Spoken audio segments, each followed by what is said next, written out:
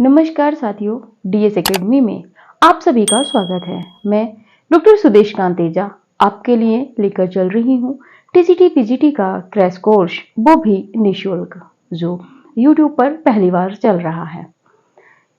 अगर आप चैनल पर नए हैं तो चैनल को सब्सक्राइब कीजिए, और अगर आपने सब्सक्राइब कर लिया है, आपको वीडियो अच्छी लग रही है, तो साथ ही अपने दोस्तों के साथ में भी शेयर कीजिएगा, ताकि ये वीडियो ज़्यादा से ज़्यादा लोग देख सकें और वो भी अपनी तैयारी को बेहतर कर सकें। जब तैयारी बेहतर होगी तो निश्चित ही हमारी सफलता होगी। इससे पहले जो वीडियो थी, जो इससे पहली थी, उससे जो पहली वीडियो थी, यानी कि हिंदी साहित्य के इतिहास में एक कमेंट आया था हमें। वो कमेंट ये था कि जो आपका छायावाद काल, जो छायावाद युग है, डॉक्टर नगेंद्र जी ने उसका समय 1918 से 1938 माना है। तो कमेंट में किसी को शायद संदेह हुआ था कि क्या 1936 है या 1918 है। तो इसमें बता दें, पहली बात तो यह था कि हमने जो काल विभाजन किया है वो इतिहासकारों के आधार पर किया है कि किस इतिहास में किस इतिहासकार ने किस किस काल को कितने कितने समय में विभाजित किया है। दूसरी बात, उनको वहां पर अगर कोई समस्या हुई होगी तो पहली बात तो यह है कि जब हम छायावाद में पहुंचेंगे, हम फिर से वहां पर जो आपकी छायावाद का समय है, छायावाद का नाम है, किसने क्या माना है, प्रवर्तक किसको माना है, आदि आदि विषयों पर, वहां आदि आदि जो तथ्य रहेंगे उन पर वहां पे चर्चा होगी। लेकिन यहाँ पर अब चूंकि प्रश्न था, तो कोई है संदेह में, डाउट में है, कमेंट में प्रश्न था, तो उसको कर देते हैं। क्या है कि डॉक्टर नगेंद्र ने तो 1918 से 1938 तक छायावाद का समय माना था। साथ ही जो आपके शुक्ल जी हैं, उनका जो उन्होंने जो छायावाद की अंतिम सीमा मानी थी, वो मानी थी युगांत। जो युगांत रचना है वो 1936 में प्रकाशित हुई थी, और उन्होंने युगांत यानी कि युग का अंत, यहां तक कि किसी युग का अंत हुआ है, तो वहां पे 1918 से 1936 मिल जाता है। लेकिन अगर प्रामाणिक तथ्य की बात करें तो 1918 से 1938 डॉक्टर नगेंद्र जी के अनुसार है। दूसरी बात, यहीं पर जब 1918 से 1936 यानी कि 36 में प्रगतिशील लेखक संघ की स्थापना हो जाती, तो वहां से भी माना जाता है कि यहां पर छायावाद का अंत हो गया है। तो ये थोड़े से फैक्ट हैं, जब हम छायावाद में चर्चा करेंगे, छायावाद में जब हम पहुंचेंगे, उस समय पूर्ण रूप से जो आपकी व्याख्यायित रहेंगी चीजें, उनसे आपको मतलब परीक्षा उपयोगी तथ्यों से अवगत कराया जाएगा।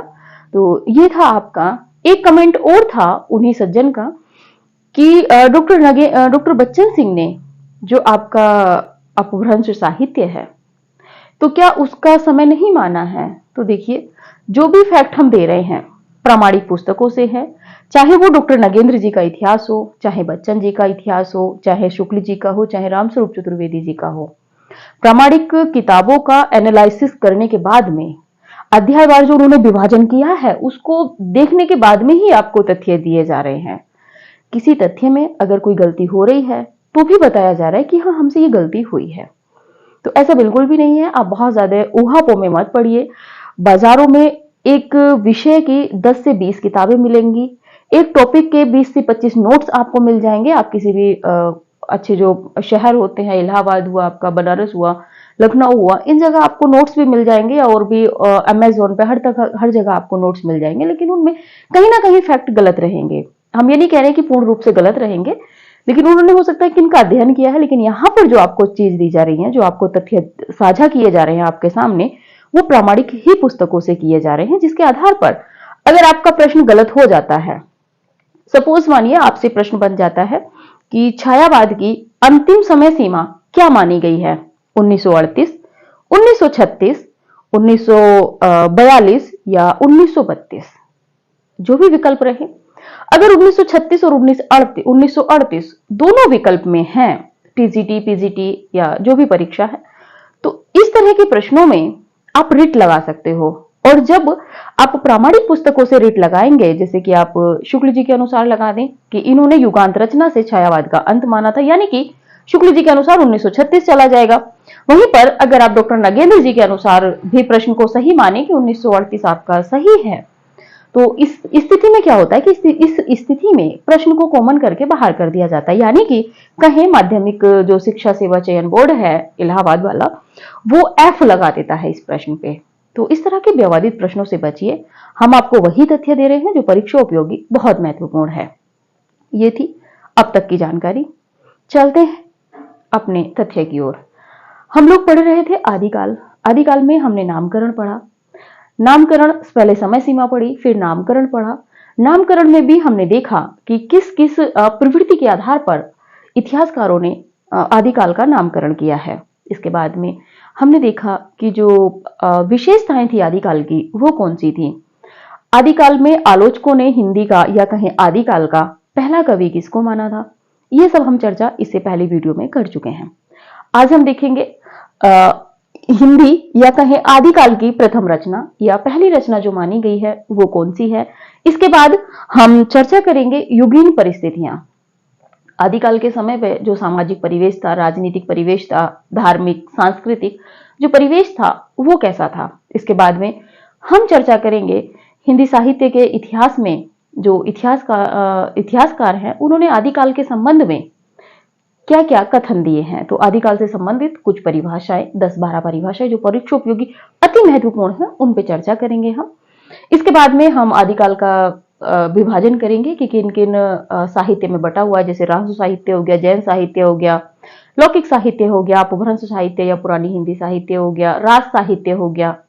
इस तरह से विभाजन करने के बाद में फिर हम आगे बढ़ेंगे, क्योंकि यहाँ पे हमारी नींव है, हमें इसको अच्छे से कवर करते हुए चलना है। तो चलिए देखते हैं हिंदी या आदिकाल की प्रथम रचना। ये जो आपके पहली रचना है श्रावकाचार है। इसके जो रचनाकार हैं देवसेन हैं। ये एक रास ग्रंथ है। रास ग्रंथ क्या होता है कि जैसे एक नृत्य रूप में रास होता है, नाटक के रूप में रास होता है। ये नाटक जो है उसी से रास बना है। और रासों में थोड़ा ये अंतर है कि वो वीर गाथात्मक चला जाता है। श्रावकाचार देवसेन की रचना है और जो देवसेन है ये जैन कवि है और ये जो है राज साहित्य की पहली रचना है।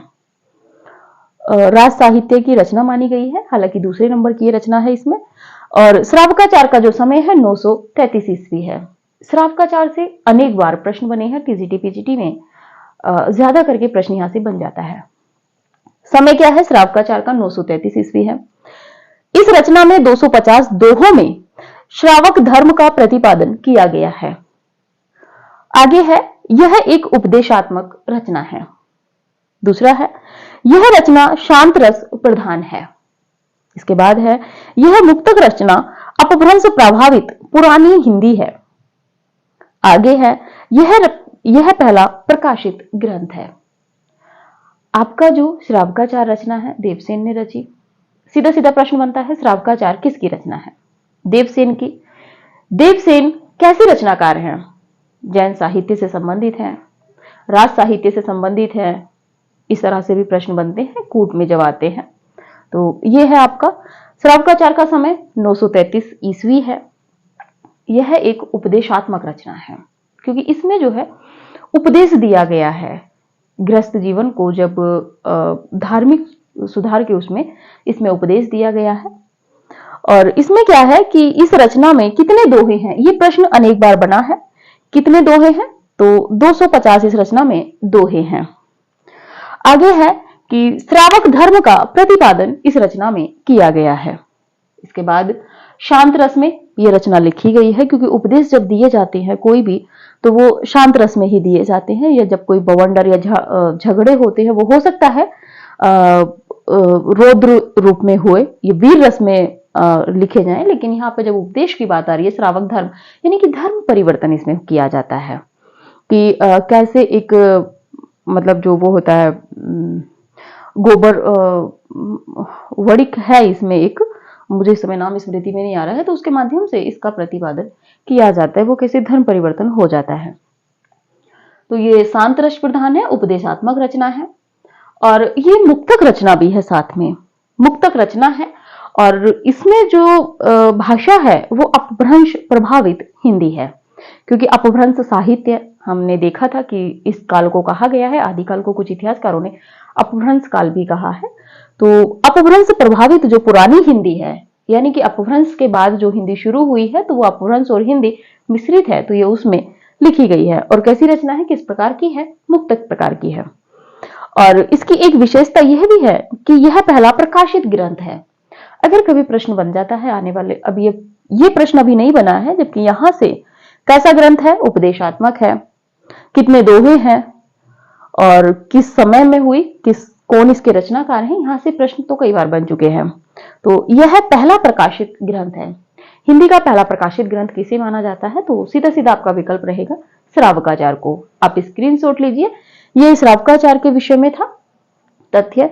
इसके बाद में बढ़ते हैं, जो इस समय की युगीन परिस्थितियां थी आदिकाल की, उन पे थोड़ी विशेष चर्चा करते हैं, क्योंकि जब हम आदिकाल की जो पृष्ठभूमि है उसको जब हम समझे रहेंगे तो हमें आसानी रहेगी आगे की रचनाओं को पढ़ने में। आप स्क्रीनशॉट लीजिए, फिर आगे बढ़ते हैं।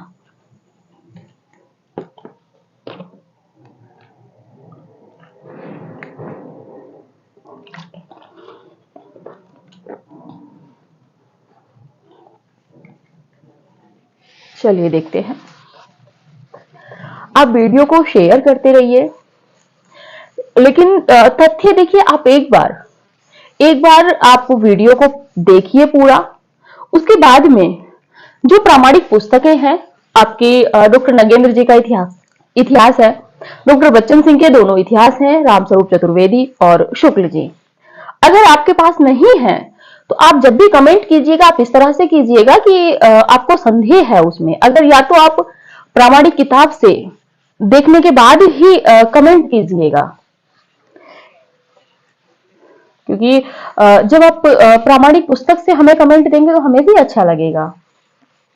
अब यूं तो बाजार में एक ही विषय की अनेक अनेक किताबें हैं, उसमें नहीं कहा जा सकता। आगे देखते हैं, आदिकाल का परिवेश।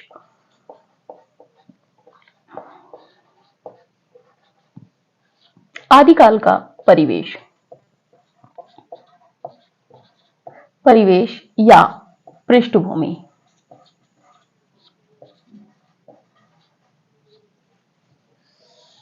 देखते हैं, पहले देखेंगे राजनीतिक स्थिति।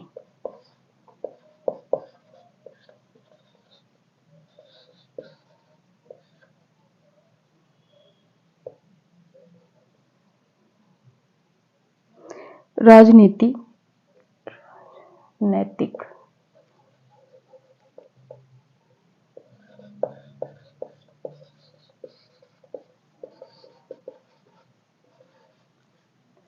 स्थिति। इसमें क्या था कि 8वीं शताब्दी से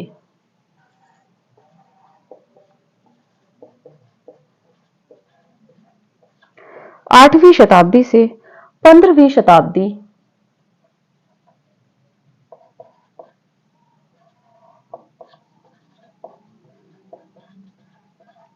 8वीं शताब्दी से 15वीं शताब्दी ईसवी तक के भारतीय इतिहास की राजनीतिक परिस्थिति, इतिहास की राजनीतिक परिस्थिति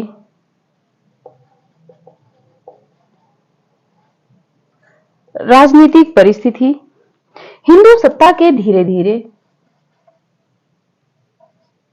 हिंदू सत्ता के धीरे धीरे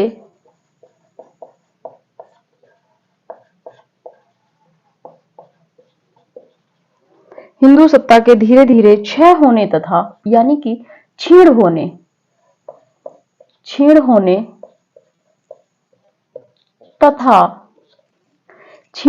तथा इस्लाम सत्ता के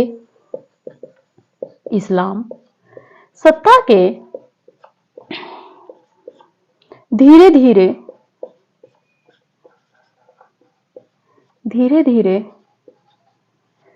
उदय होने की करुण कहानी है। उदय होने की करुण कहानी है। आगे देखते हैं। देश में केंद्रीय सत्ता नहीं थी। इस समय यानी कि देश में केंद्रीय सत्ता नहीं थी। जैसे कि अब आपका एक पूरा भारत है, भारत का जो केंद्रीय सत्ता है वो दिल्ली है केंद्र, तो ऐसा नहीं था। देश में केंद्रीय सत्ता नहीं थी। देश छोटे छोटे, देश जो है उस समय छोटे छोटे प्रदेशों में बटा हुआ था। छोटे छोटे प्रदेशों में बटा हुआ था। प्रदेशों में बटा हुआ था।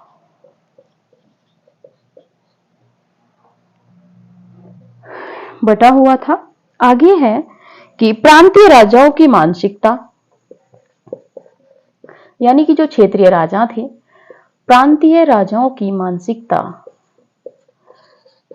प्रांतीय राजाओं की मानसिकता, प्रांतीय राजाओं की मानसिकता संकीर्ण थी, यानी कि संकुचित थी। संकीर्ण थी की मानसिकता संकीर्ण थी, या कहें कि संकुचित थी। वह अपने छोटे से प्रांत को ही, वह अपने छोटे से प्रांत को ही देश समझ लेते थे। देश समझ लेते थे। इसके बाद देखते हैं, एक कथन है हजारी प्रसाद द्विवेदी जी का। हजारी प्रसाद द्विवेदी, हजारी प्रसाद द्विवेदी जी क्या कहते हैं कि वे बाहर से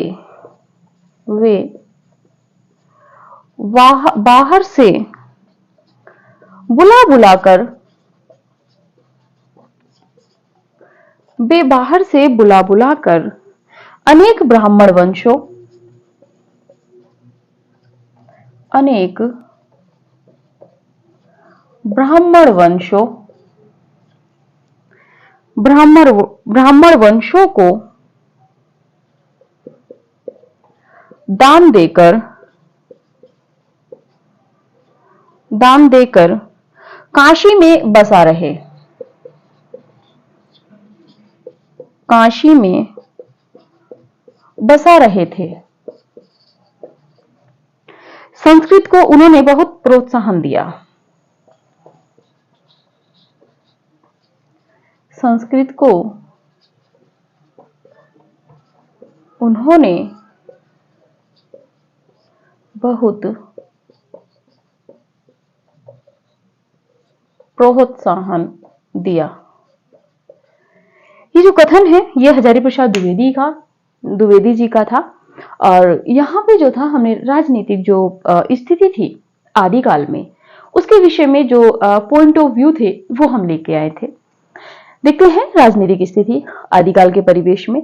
8वीं शताब्दी से 15वीं शताब्दी ईस्वी तक के जो हमारा भारतीय था, या भारतीय इतिहास, जो इतिहास के विषय में हम इतिहास को पढ़ते हैं, उसमें क्या था कि जो हिंदू थे उनका धीरे धीरे क्षरण हो रहा था, यानी कि उनका पतन की ओर वो बढ़ते चले जा रहे थे, और उनके स्थान पर जो इस्लामी सत्ता थी वो विकसित होती चली जा रही थी। इसीलिए तो हजारी प्रसाद द्विवेदी जी का भी कथन है कि मैं जोर देकर कहना चाहता हूं कि अगर इस्लाम नहीं आया होता तो भी जो इतिहास है इसका 12 आना वैसा का वैसा ही होता। तो ये सब कथन है, आगे चर्चा होगी इनका। तो उनका कहने का उद्देश्य है इसमें आदिकाल में कि 8वीं शताब्दी से 15वीं शताब्दी के बीच में जो भारत का इतिहास था, इसमें हिंदुओं का क्षरण हो रहा था, और जो मुस्लिम जो सत्ताएं थी वो धीरे धीरे अपने वर्चस्व पर थी, वो धीरे धीरे स्थापित हो रही थी। इस्लाम सत्ता के धीरे धीरे उदय होने की करुण कहानी है। आदिकाल में जो आपकी हिंदू संस्कृति है या हिंदू सभ्यता, जो राजा थे उनका क्षरण है, और इस्लामी संस्कृति का उदय दिखाया गया है। देश में केंद्रीय सत्ता नहीं थी। जैसे कि आज हमारा पूरा भारत देश है, तो केंद्र में कहे जाते हैं कि जो केंद्रीय सत्ता किसके हाथ में है, हमारे आदरणीय प्रधानमंत्री जी हैं, आदरणीय नरेंद्र मोदी जी, या आप कहें जो राष्ट्रपति हैं आदरणीय श्रीमती द्रौपदी मुर्मू जी, इनके हाथ में है, क्योंकि केंद्र इनके हाथ में है। बाकी राज्यों का तो अपना अपना हिसाब है, लेकिन राज्यों के जो मुख्यमंत्री हैं वो भी इन्हीं के अंडर में आते हैं। तो यहां पे दिया गया है कि देश में केंद्रीय सत्ता नहीं थी, देश छोटे छोटे प्रदेशों में बटा हुआ था। जैसे हम कहें कि केंद्र कुछ नहीं था, सिर्फ राज्य ही थे, जैसे उत्तर प्रदेश हो गया, बिहार हो गया, राजस्थान हो गया, इस तरह से प्रांत थे। और उन प्रांतों के जो मुखिया थे, जो 40, 50, 100 गांवों के जो मुखिया थे या जो राजा थे, वो अपने में अपने को ही समझते थे कि यही हमारा जो है प्रदेश है। कहते हैं ना कि क्या कहते हैं, कुएं का मेंढक आगे का कुछ नहीं जानता। वो कहते हैं ना कि आप तो कुएं के मेंढक हो, तो वो वाली यहाँ पे बात लागू होती है कि उस समय के जो राजा थे सिर्फ अपने क्षेत्र विशेष पर ही उनका अधिकार था, क्षेत्र विशेष की ही जानकारी वो रखते थे, जिस क्षेत्र परिवेश में वो रहते थे उसी की सिर्फ उनको चिंता रहती थी, वहीं की जो प्रजा थी उस पर वो अपना शासन करते थे, इससे आगे वो नहीं बढ़ पाते थे। आगे है कि प्रांतीय राजाओं की मानसिकता संकीर्ण थी। तो जो मानसिकता थी या जो बुद्धि थी, जो सोच थी, वो इतनी ही थी कि हमारा बस यही एक जो एरिया है, एक राउंड फिगर का जो एरिया है कि 50 गांव है, 100 गांव है, यही एक एरिया था और इतनी ही उनकी सोच थी, उससे आगे उनकी सोच नहीं थी। संकीर्ण जो उनकी मानसिकता थी उसका जो फायदा उठाया था वो इस्लाम जो लोग थे उन्होंने फायदा उठाया था। वह अपने छोटे से प्रांत को ही देश समझ लेते थे। बता ही दिया है कि वो देश किसको समझ लेते थे, जो छोटा सा प्रदेश होता था, प्रांत होता था उसको। जैसे अवध प्रांत हो गया, बुंदेलखंड हो गया, आपका मारवाड़ हो गया, ठीक है। तो इस तरह के प्रांतों को वो अपना देश समझ लेते थे। आगे है, आगे हजारी प्रसाद द्विवेदी जी ने एक कथन कोट किया है, बहुत अच्छा है, कि वे बाहर से बुला बुला कर अनेक ब्राह्मण वंशों को दान देकर काशी में बसा रहे थे। संस्कृत को उन्होंने बहुत प्रोत्साहन दिया। ये कथन जो उस समय के जो राजा थे उनके संदर्भ में है, ये काशी के संदर्भ में भी है। तो ये कथन हजारी प्रसाद द्विवेदी जी का है। कभी कभी सीधे सीधे कथन उठा के भी प्रश्न बन जाता है कि ये कथन किसका है। तो चूंकि प्रामाणिक ही किताब से ये कथन लिया गया है, तो यहां से कथन बनना स्वाभाविक है कि वे बाहर से बुला बुलाकर अनेक ब्राह्मण वंशों को दान देकर काशी में बसा रहे थे। संस्कृत को उन्होंने बहुत प्रोत्साहन दिया। तो ये उस समय के राजा के विषय में एक विशेषता है। आप स्क्रीनशॉट लीजिए। आगे बढ़ते हैं, सामाजिक स्थिति पर चर्चा करेंगे।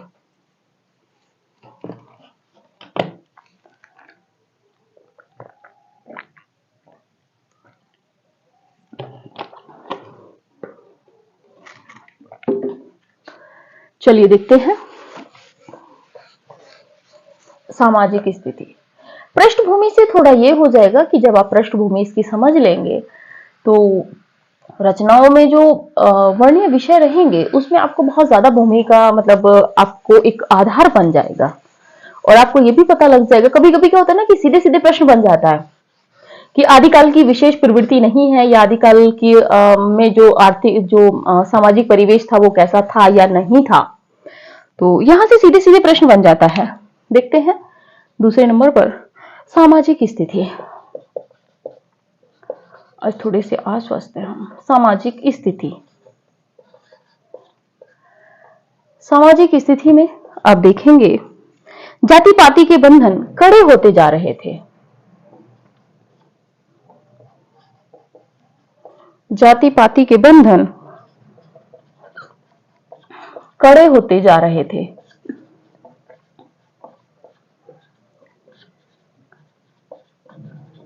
कड़े होते जा रहे थे।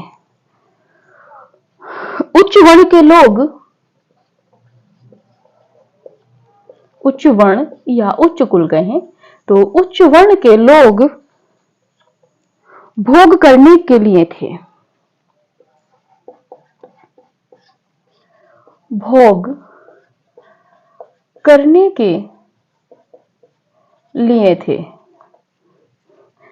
तथा निर्धन वर्ण के लोग तथा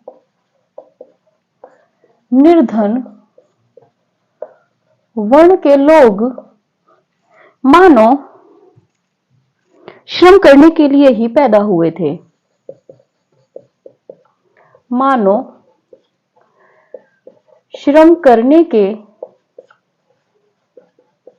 लिए ही पैदा हुए थे।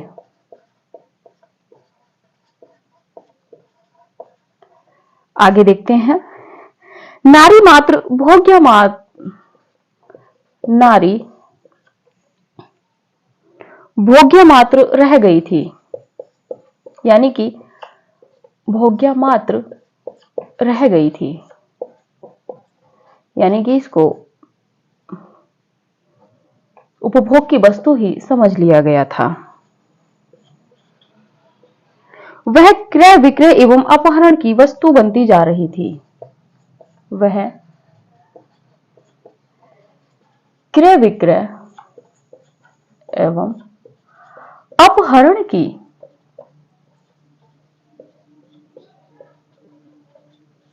वस्तु बनती जा रही थी। इसके बाद देखते हैं। सती प्रथा भी इस समय के सती प्रथा भी इस समय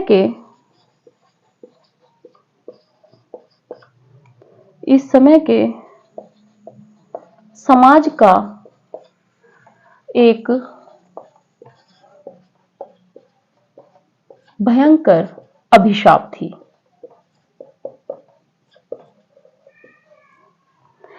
आगे देखते हैं। अनेक प्रकार के अंधविश्वास बढ़ते जा रहे थे।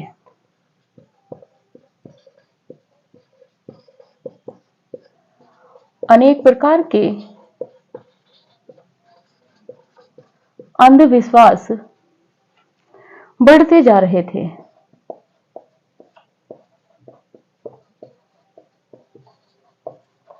इसके बाद में देखते हैं। पितृ सत्तात्मक समाज था।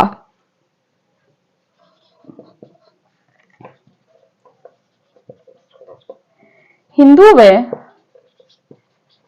मुसलमानों में परस्पर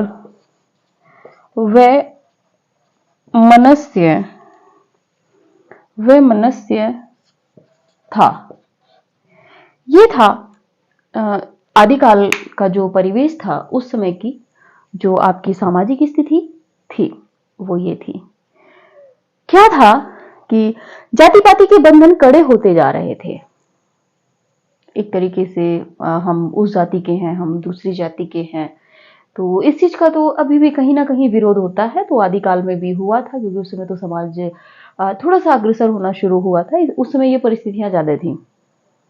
तो जाति पाति के बंधन कड़े होते जा रहे थे कि जैसे होता है कि जो अछूत था उस समय, देखते हैं आप, तो इस तरह की वो पानी नहीं पी सकता वहां का, हम उसे अपने चारपाई पर नहीं बैठा सकते या अपने घर में नहीं बैठा सकते।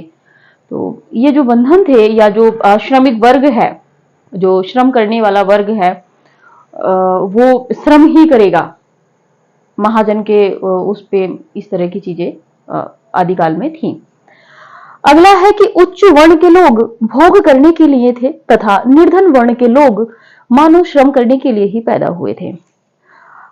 जो इतिहासकार हैं उन्होंने कहीं ना कहीं इस पृष्ठभूमि को रखा है कि जो उच्च वर्ण था या जो कुलीन वर्ग था, वो अपनी हुकूमत यहाँ पे जमाता था, अपनी हुकूमत चलाता था। यानी कि अगर उन्होंने भूमि दे दी है तो जो निम्न वर्ग है उससे वो श्रम ही कराएंगे। अगर उन्होंने उनको पैसे दे दिए हैं तो सूद के रूप में उनसे मतलब श्रम ज्यादा करा लेंगे। और ऐसा माना जाता था कि जो निर्धन वर्ग है या निम्न वर्ग है वो मानव की श्रम करने के लिए ही पैदा हुआ है, और उनका जो शोषण कर रहे हैं वो कौन है? कुलीन वर्ग या उच्च वर्ग के जो लोग हैं वो उनका शोषण करते हैं। किसका? निम्न वर्ग का। ये मार्क्सवाद भी कहता है, बाकी आगे आके भी हम लोगों को बहुत ज्यादा कुछ देखने को मिलता है। गोदान भी हम इस तरह का देखते हैं। तो हर समाज में परिस्थितियां लगभग बराबर सी रहती हैं।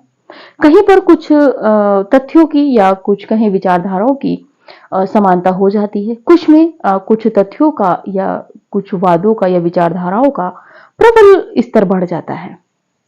आगे है कि नारी भोग्य मात्र रह गई थी। नारी, ये 2 जगह लिखा गया, नारी जो थी वो भोग्य मात्र रह गई थी। यानी कि उस समय के जो पुरुष समाज था, उस समय के पुरुष समाज की एक मानसिकता थी कि जो स्त्री है या जो नारी है वो सिर्फ उपभोग करने योग्य वस्तु है। जैसे हम आगे आके सिद्धों में भी देखेंगे कि सिद्धों ने तो कहा ही था कि स्त्री का जब तक आप उपभोग नहीं करोगे तब तक आपकी ये सिद्धि जो है आपको प्राप्त नहीं होगी। इस तरह के जो खंडन मंडन भी हैं वो भी हम आगे चल के देखेंगे जब आगे चल के बढ़ेंगे। तो इस समय जो नारी थी वो भोग्य मात्र थी, यानी कि एक उपभोग मात्र की वस्तु नारी को समझा जाता था। वह क्रय विक्रय एवं अपहरण की वस्तु बनती जा रही थी। स्त्री थी जो निर्धन वर्ग होता था, पता चलता था कि राजाओं ने उसको दासी बनाने के लिए उसको खरीद लिया है, क्रय विक्रय हो गया। अब जो क्या कहते हैं, जो किसान है, जो निर्धन वर्ग है, वो करेगा क्या? अगर उसने एक बार पैसा ले लिया, उसके पास सूद का पैसा देने के लिए नहीं है, मूल देने के लिए नहीं है, ब्याज देने के लिए नहीं है, तो फिर वो क्या करेगा? राजा या उनके जो मतलब उनके जो पुत्र होते हैं या उनके जो मंत्री होते हैं, उनकी निगाह पर किस पर जाती है? स्त्री पर जाती है। तो ये यहाँ पे क्या था कि उनका क्रय विक्रय होने लगा था, और कहीं कहीं पर तो ये होता था कि उनका अपहरण भी हो जाता था। क्यों? क्योंकि निर्धन वर्ग है, वो कुछ कह ही नहीं पाएगा। जो कुलीन वर्ग है उससे वो कुछ कह ही नहीं पाएगा, तो उनका अपहरण हो जाता था। तो ये सारी स्थितियां थी। इसके बाद में है कि सती प्रथा भी इस समय के समाज का एक भयंकर अभिशाप थी। आदिकालीन जो समाज था उसके थोड़ा पहले का भी, तो उसमें क्या था कि सती प्रथा प्रबल स्तर पे थी। यहाँ पर जो सती प्रथा हम देख रहे हैं ये प्रबल स्तर पर थी, लेकिन जब हम भक्ति काल में प्रवेश करेंगे, भक्ति काल में जब हम सती प्रथा देखेंगे तो वो हमें दूसरे रूप में देखने को मिलेगी। सती प्रथा चलती रही, लेकिन उसका क्या है कि रूप बदलता गया। हम उस रूप को भक्ति काल में देखेंगे, अगले रूप को। तो ये भी था। इसके बाद है कि अनेक प्रकार के अंधविश्वास बढ़ते जा रहे थे। अंधविश्वास क्या है? जैसे कि छुआछूत हुआ, तो इस तरह के जो अंधविश्वास थे, या सिद्धों वाले जो थे कि आप ऐसा करोगे तो आपको सिद्धि प्राप्त हो जाएगी, ये सब अंधविश्वास थे। ये भी यहाँ पर बढ़ते चले जा रहे थे। जैसे कि आपका हठ योग होता है, हठ योग को भी यहाँ पे लिया गया। ये सारे जैसे पंच विकार है, इन सब चीजों को हम आगे पढ़ेंगे, सिद्धों में, नाथों में, बौद्ध में, जैनों में। तो इन सब चीजों को पढ़ेंगे तो अनेक प्रकार के अंधविश्वास जो है यहाँ पे बढ़ते जा रहे थे। पितृसत्तात्मक समाज था। ये एक यथार्थ है कि आज तक जो समाज रहा है, एक दो बातों को छोड़कर हमेशा पितृसत्तात्मक ही समाज है। अगर हम आज 21वीं सदी की बात करें तो आज भी आपका पितृसत्तात्मक ही समाज है। ठीक है। जैसे एक छोटा सा कोट है कि आप जो परिवार होता है, परिवार वाले जो होते हैं वो क्या चाहते हैं, एक कड़वी है लेकिन जो सही बात है वो सही है, कि जो मतलब आपके घर में जो बहू आए वो पढ़ी लिखी आए, लेकिन आप अपनी बेटी को ना पढ़ाओ। हालांकि अब ये धारणाएं बहुत बदलती चली जा रही हैं, जैसे जैसे समाज बढ़ रहा है वैसे वैसे धारणाएं बदल रही हैं, लेकिन अभी भी कहीं ना कहीं ये चीजें हैं। और एक और यथार्थ है जो महिलाएं हैं उनके लिए, कि जो ससुराल वाले होते हैं उनको नौकरी तो चाहिए लेकिन आपको समय पढ़ने का नहीं देंगे, तो आपको खुद को समय निकालना होगा। चलिए चलते हैं। पितृसत्तात्मक समाज था। इसके बाद में है कि हिंदू व मुसलमानों में परस्पर वैमनस्य था, यानी कि इन दोनों में जो मत थे वो एक नहीं थे, दोनों में विद्रोह जो था थोड़ा थोड़ा प्रबल था। तो ये थी सामाजिक स्थिति। इसके बाद सांस्कृतिक स्थिति पे बात करते हैं। आप स्क्रीनशॉट लीजिए।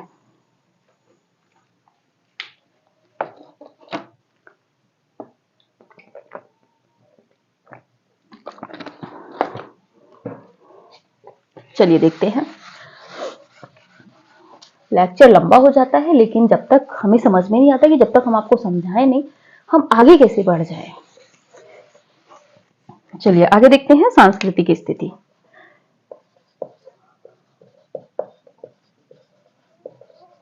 सांस्कृतिक स्थिति में भी बहुत ज्यादा नहीं है। अब यूं तो हम अगर ऐसे ही पढ़ाते तो आपको समझ में नहीं आता, आपको लगता कि मैम ने प्रवचन सुना दिया, अब इसका फायदा क्या। आदिकाल को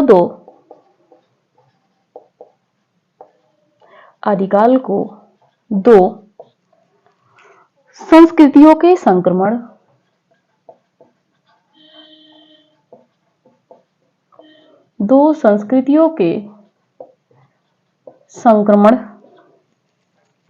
एवं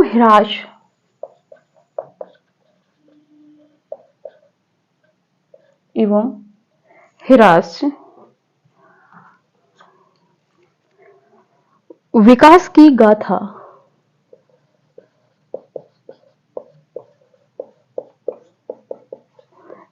की गाथा कहा जा सकता है। यानी कि आदिकाल को दो संस्कृतियों के संक्रमण के ह्रास एवं विकास की गाथा कहा जा सकता है। यानी कि उत्थान पतन का जो संक्रमण होता है वो बाह्य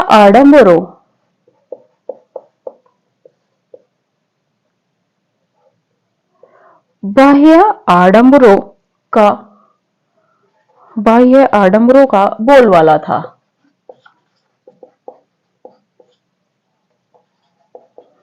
बोलबाला था। इसके बाद देख लेते हैं, हिंदू धर्म पतन की ओर उन्मुख है। हिंदू धर्म पतन की ओर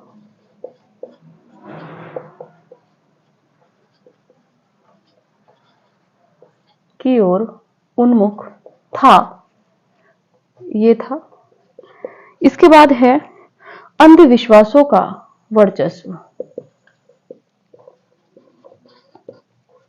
ये भी संस्कृति में आ रहा है, अंधविश्वासों का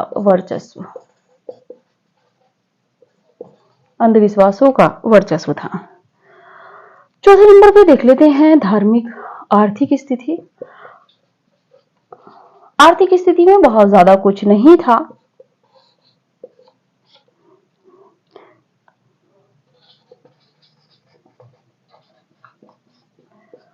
मध्यम वर्ग व निम्न वर्ग की दयनीय स्थिति।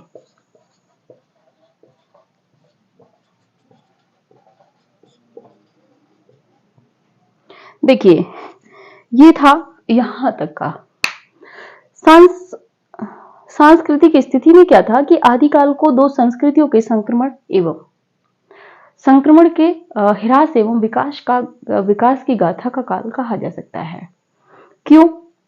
क्योंकि यहां पर जो था दो संस्कृतियां आपस में टकरा रही थी, और गाथा का काल इसलिए कहा जा सकता है क्योंकि एक तरफ जहां हिंदुओं का पतन हो रहा था, हमने सामाजिक स्थिति में राजनीतिक स्थिति में जब बात की थी या सामाजिक में, तो हिंदुओं का जहां पतन हो रहा था वहीं पर इस्लाम का उदय हो रहा था। इसीलिए दो जो संस्कृतियां हैं उनकी गाथा का काल कहा जा सकता है। बाह्य आडंबरों का बोलबाला था, क्योंकि जब इस्लामों के आक्रमण हो रहे थे, अगर हम ऐतिहासिक दृष्टि से देखेंगे और उसमें फिर सांस्कृतिक दृष्टि को देखेंगे, तो बाह्य आडंबरों का बोलबाला यहाँ चल रहा था। जैसे कि मंदिर तोड़े जा रहे थे, मंदिरों को लूटा जा रहा था, ये सब यहाँ आपका चल रहा था। हिंदू धर्म पतन की ओर उन्मुख था। हिंदू धर्म जो था या हिंदू जो संस्कृति थी वो क्षीण होने लगी थी, क्योंकि कहीं ना कहीं इस्लाम संस्कृति का स्थापत्य यहाँ पर होने लगता है। अंधविश्वासों का वर्चस्व था, और ऐसे में क्या होता है, देखिए, जब हम अपने ऊपर ही फॉलो करते हैं। अगर हमारी कोई परीक्षा पास नहीं होती है, सपोज मानिए आपने 2 3 4 परीक्षाएं दी, आपकी परीक्षाएं पास नहीं हुई, तो कुछ होते हैं, रिलेटिव होते हैं या आपके अपने परिवार भी होते हैं, खुद की भी मानसिकता कहीं ना कहीं गिरने लगती है। तो सोचते हैं कि कहीं ना कहीं शनि की 7.5 तो नहीं लग गई है, राहु तो नहीं आ गए हैं, केतु जी तो कुंडली में नहीं बैठ गए हैं, मतलब उसमें राशि में तो नहीं प्रवेश कर गए हैं, या कोई और तो मतलब कोई अराजक तत्व तो नहीं है। तो उसमें अगर कोई आपसे कह देता है कि भाई शनि की 7.5 हो गई है, आप ये उपाय करो, ये करो, तो इस तरह से क्या है कि हमारा जो मनोबल होता है वो गिर जाता है। जब हमारी परीक्षाएं पास नहीं होती है, हमारा मनोबल गिरा। उसके बाद क्या है कि हम बाह्य आडंबरों में लीन होने लगते हैं। हमें लगता है कि हाँ, हम मतलब हम नीलम धारण करेंगे, नक की अंगूठी पहनेंगे तो अच्छा होगा। तो इस तरीके से क्या है कि अंधविश्वासों का वर्चस्व होने लगता है। तो अंधविश्वासों का वर्चस्व क्या होता है? जब आपकी जो मानसिकता होती है वो कहीं ना कहीं, या आपका मनोबल होता है, या जो आत्मविश्वास जो होता है वो कहीं ना कहीं डगमगा जाता है। जब आपको लगता है कि अब 3 परीक्षाएं या 4 परीक्षाएं हमने दे ली हैं और ये हमारी पास नहीं हुई है, इसका मतलब कोई ना कोई बाहरी आक्रमण हमारे पास है। चाहे वो राहु चल रहा हो, चाहे शनि की 7.5 लग गई हो, या और भी कोई अन्यत्र। तो इस तरह क्या था कि यहाँ पे जब हिंदुओं का हिंदू धर्म जब पतन की ओर उन्मुख हो गया था, या हिंदू धर्म जब अपने क्षीण स्तर पर था, नष्ट होने की तरफ था, तो उसने फिर सहारा किसका लिया? अंधविश्वास का। और अंधविश्वास का व्यक्ति कब सहारा लेता है, ये आप अच्छे से अब समझ गए होंगे। तो ये थी आपकी सांस्कृतिक स्थिति। इसके बाद बात कर लेते हैं आर्थिक स्थिति में। बहुत ज्यादा वो नहीं था यहाँ पर। मध्यम वर्ग व निम्न वर्ग की जो स्थिति थी वो दयनीय थी। उच्च वर्ग जो था वो इनसे काम कराता था, तो वो ठीक ठाक था। और बात करते हैं यहाँ पर जब आक्रमण हो रहे थे, या चूंकि क्षेत्रीय राजा थे, तो बहुत ज्यादा यहाँ पे आर्थिक उतार चढ़ाव यहाँ पर नहीं थे। आप स्क्रीनशॉट लीजिए। लिखते हैं आदिकाल के जो कुछ प्रमुख 2 3 4 यहाँ पे परिभाषाएं देख लेते हैं, इसके बाद अगली वीडियो में देखेंगे।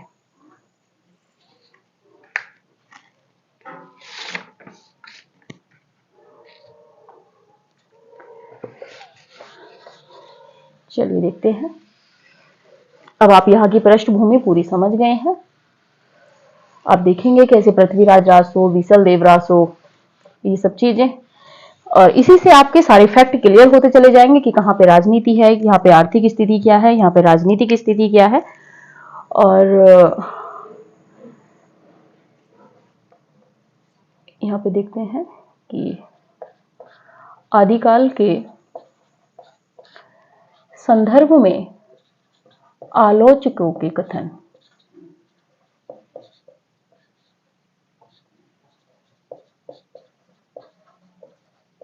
आलोचकों के कथन यहां पर हम थोड़े से देखेंगे, इसके बाद जब हम चर्चा करेंगे वो कल देखेंगे बचे हुए की।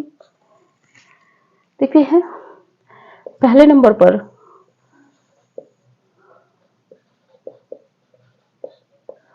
आचार्य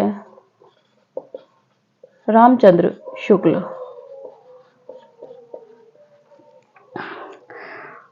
प्राकृत की अंतिम अपभ्रंश अवस्था से ही साहित्य का आविर्भाव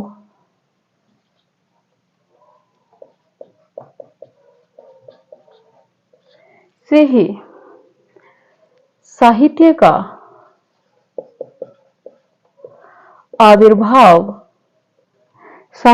आविर्भाव माना जा सकता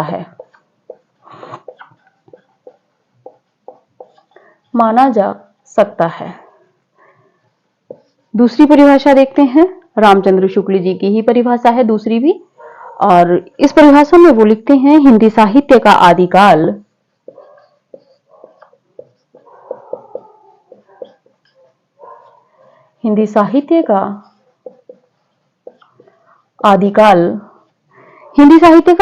संवत 1050 से संवत 1050 से लेकर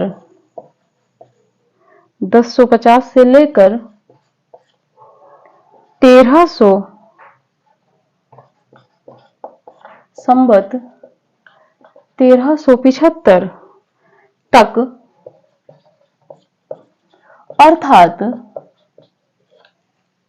अर्थात महाराज भोज के समय से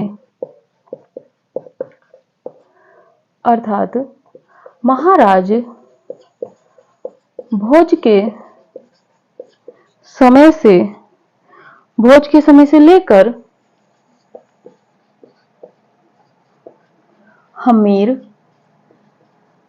देव के समय के कुछ पीछे तक माना जा सकता है। कुछ पीछे तक माना जा सकता है।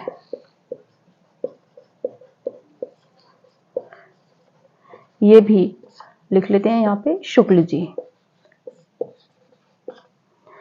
इसके बाद देखते हैं तीसरी परिभाषा। शुक्ल जी क्या कह रहे हैं कि इस काल की जो साहित्यिक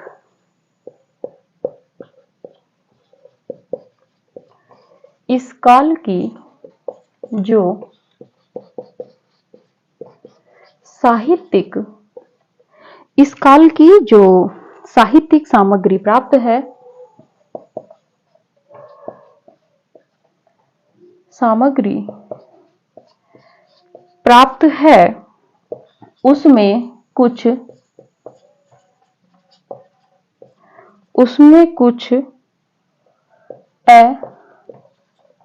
असंदिग्ध है, उसमें कुछ असंदिग्ध है, अर्थात कुछ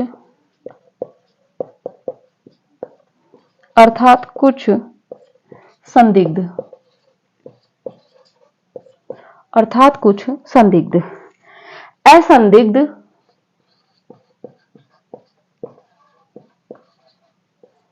असंदिग्ध सामग्री, असंदिग्ध सामग्री जो कुछ प्राप्त है,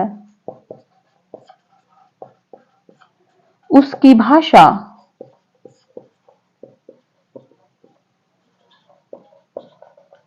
अपभ्रंश अर्थात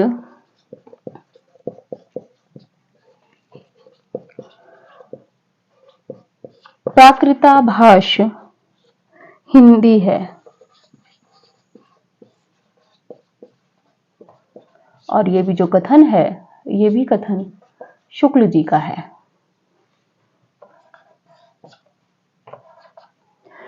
इसके बाद एक और परिभाषा देखते हैं शुक्ल जी का।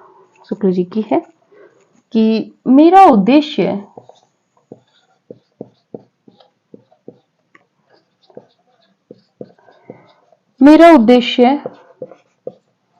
अपने इतिहास के, अपने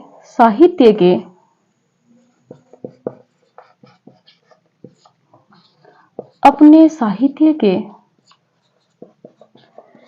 इतिहास का एक पक्का और व्यवस्थित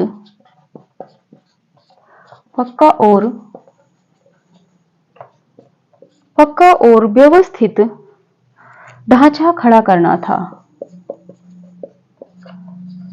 ढांचा खड़ा करना था, ना कि कवि कीर्तन करना। और ये भी जो कथन है, ये भी शुक्ल जी का है। एक कथन और देख लेते हैं, बहुत महत्वपूर्ण है, परीक्षा उपयोगी है। आचार्य शुक्ल जी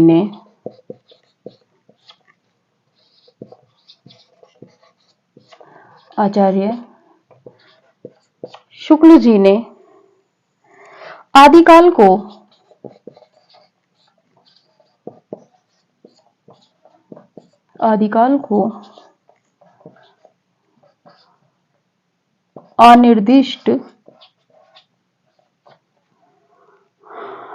को अनिर्दिष्ट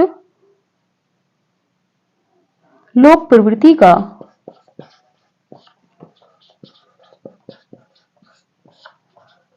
का युग कहा है।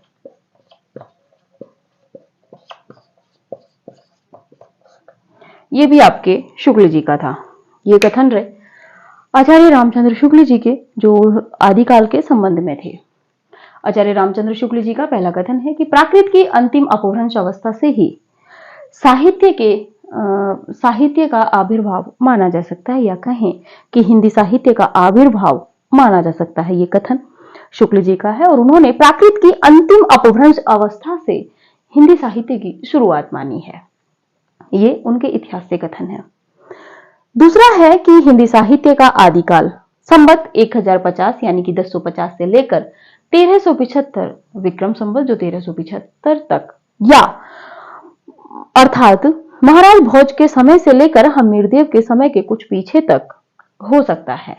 ये आदिकाल की जो समय सीमा है, ये इस तथ्य में शुक्ल जी ने निर्धारित कर दी है। इसको हम पहले भी शायद पढ़ चुके हैं। अगला कथन लिख लेते हैं कि इस काल की जो साहित्यिक सामग्री प्राप्त है, यानी कि आदिकाल की जो साहित्यिक सामग्री हजारी शुक्ल जी को, जो शुक्ल जी कहना चाह रहे हैं कि आदिकाल की जो साहित्यिक सामग्री प्राप्त है उसमें कुछ असंदिग्ध है, यानी कि कुछ डाउट में है, अर्थात कुछ संदिग्ध है। उनको लगता है कि कुछ सही है, कुछ सही नहीं है। दोनों ही बातें हैं, वो दोनों पलड़ों पर है। असंदिग्ध सामग्री जो कुछ प्राप्त है उसकी भाषा अपभ्रंश अर्थात प्राकृताभाष हिंदी है। ये जो कथन कहने वाले हैं ये भी आलोचक शुक्ल जी हैं। अगला है कि मेरा अगला कथन है शुक्ल जी का ही, कि मेरा उद्देश्य अपने साहित्य के इतिहास का एक पक्का और व्यवस्थित ढांचा खड़ा करना था, ना कि कवि कीर्तन करना था। शुक्ल जी कहना चाह रहे हैं कि जो मेरा जो उद्देश्य था हिंदी साहित्य का इतिहास लिखने का या आदिकाल का, उसमें उन्होंने कहा है कि मेरा उद्देश्य अपने साहित्य के इतिहास का एक पक्का यानी कि मजबूत और व्यवस्थित यानी कि क्रमबद्ध रूप से जो था एक इतिहास का जो कवि थे या साहित्यकार थे उनका एक व्यवस्थित और पक्का ढांचा, मतलब एक तरीके से एक पक्का व्यवस्थित ढांचा खड़ा करना था। यानी कि जो उनका इतिहास है, इतिहास ग्रंथ जो है वो ढांचे के रूप में है और उसमें जो पक्का यानी कि मजबूत रूप से और व्यवस्थित क्रम में जो रखा हुआ है कवियों को रखने का था, ना कि कवि कीर्तन करना। वो इन्होंने जो कटाक्ष किया है इस कथन में ये मिस्र बंधुओं पर किया है, क्योंकि मिस्र बंधुओं ने 5000 कवियों को एक साथ रखा है और उसमें भी सबसे ज्यादा जो कवि मिस्र बंधुओं ने अपने इतिहास में रखे हैं मिस्र बंधु विनोद में, वो रीतिकाल के अंतर्गत रखे हैं। तो ये है, हालांकि रीतिकाल का इन्होंने भी 200 वर्षों का इतिहास लिखा है, लेकिन जो मुख्य मुख्य है उनको इतिहास में स्थान दिया है, बाकी को धाराओं में स्थान दिया है, रीतिबद्ध रीति मुक्त में, बाकी को फुटकल में डाल दिया इन्होंने। और अच्छे अच्छे कवियों को, जो रीतिकाल के बहुत अच्छे कवि हैं उनको भी इन्होंने उठा के फुटकल में डाल दिया, जो इनको नापसंद थे उनको फुटकल में पहुंचा दिया। तो इनका है कि मेरा उद्देश्य अपने साहित्य के इतिहास का एक पक्का और व्यवस्थित ढांचा खड़ा करना था, ना कि कवि कीर्तन करना था। और ये जो कवि कीर्तन ना करने वाला जो इन्होंने कथन कहा है, कटाक्ष किया है, मिस्र बंधु विनोद का जो इतिहास, मिस्र बंधु विनोद जो इतिहास है उस पे किया है। अगला देख लेते हैं कि आचार्य शुक्ल जी ने आदिकाल को, यहां महत्वपूर्ण है, यहां से प्रश्न बनेगा कि आदिकाल को अनिर्दिष्ट लोक प्रवृत्ति का युग किसने कहा है? तो ये आपके आचार्य रामचंद्र शुक्ल जी ने कहा है। तो आज का यहीं तक रहता है, आप स्क्रीनशॉट ले लीजिए। आज की क्लास हमारी यहीं तक रहेगी। इसके बाद कुछ आलोचक बचे हैं, और जैसे आपके हजारी प्रसाद द्विवेदी हैं, विश्वनाथ प्रसाद मिश्र जी हैं, डॉक्टर नगेंद्र हैं, रामस्वरूप चतुर्वेदी हैं और आपके डॉक्टर बच्चन सिंह जी हैं। तो इनकी जो कुछ परिभाषाएं हैं आदिकाल से संबंधित जो परीक्षा उपयोगी बहुत महत्वपूर्ण है, उन पर विशेष चर्चा करेंगे अगली वीडियो में। साथ ही आपने जो आदिकाल का जो विशेषताएं जो है, उस समय जो धाराएं प्रवृत्तियां चलेंगी, रासो साहित्य, रास साहित्य, जैन साहित्य, लौकिक साहित्य, इन सब पर भी विशेष चर्चा होगी अगली वीडियोस में। और आज के लिए इतना ही, थोड़ा सा अस्वस्थ भी है। ये है आपका आज तक का, अगली वीडियो जल्दी ही अपलोड होगी। तो यही है, आप पढ़ती रहिए, मस्त रहिए, अच्छे से तथ्यों को पढ़िए। जब भी आपको कहीं पे डाउट हो, पहले आप उसको प्रामाणिक पुस्तक से वेरीफाई कीजिए कि क्या गलत पढ़ाया। ऐसा नहीं है कि मैं भी सबको सही ही पढ़ा रही हूँ, कोशिश, पूरा प्रयास यही है कि प्रामाणिक किताबों से जो ऑथेंटिक तथ्य हैं वहां से लूं, जहां से परीक्षा उपयोगी प्रश्न बन सकते हैं वो सब तथ्य आपको मैं फैक्ट के रूप में दूं। इसके बाद भी हो सकता है कि कई बार क्या होता है कि हम फ्लो में जब चलते हुए होते हैं तो लिख कुछ देते हैं, बोल कुछ देते हैं, बोल कुछ देते हैं, लिख कुछ देते हैं, तो और कभी कभी कुछ त्रुटि भी हो जाती है। हो सकता है कि थोड़ी सी त्रुटि हो जाती है, जैसे एक दो बार हुई है। तो आप जब भी आपको कोई तथ्य में कोई डाउट हो, पहले आप उसको वेरीफाई कीजिए कि किस इतिहास ग्रंथ में यह तथ्य हो सकता है। उसके बाद में आप कमेंट में जब कीजिएगा तो आप अपना डाउट लिखिएगा। आप यूं ही नहीं हमें ब्लेम कर सकते हैं कि आपने गलत पढ़ाया है। 1918 जैसे आज का मतलब आज की कोई कमेंट थी, चलिए कोई बात नहीं, सबके अपने अपने डाउट होते हैं, कहने का तरीका और होता है, लेकिन ये जो मौन जो हमारी कहते हैं ना कि जो मौन लेखन शैली होती है, तो इसके शब्दों को हम नहीं पकड़ पाते। अब अगर ऑफलाइन क्लास होती है तो उसमें हम पकड़ जाते हैं कि हाँ आप कहना क्या चाह रहे हो, लेकिन आपने लिख दिया, अब समझने वाला अपने तरीके से समझेगा ना इसको। तो ये संप्रेषण में कहीं ना कुछ कमी हो जाती है, कहने वाला कह कुछ रहा है, समझने वाला समझ कुछ रहा है। तो चलिए इसी के साथ में, और चैनल को सब्सक्राइब कीजिए, ज़्यादा से ज़्यादा दोस्तों में शेयर कीजिए। हो सकता है कोई बैठ के, हो सकता है किसी को इन वीडियोस का इंतज़ार हो, तो ज़्यादा से ज़्यादा शेयर कीजिए जितना भी हो। इतना ही, इसके बाद मिलते हैं अगली वीडियोस में। तब तक पढ़ते रहिए, अच्छे से पढ़िए, क्योंकि यहाँ से आपका बेस तैयार होता चला जा रहा है। मिलते हैं अगली वीडियो में। नमस्कार।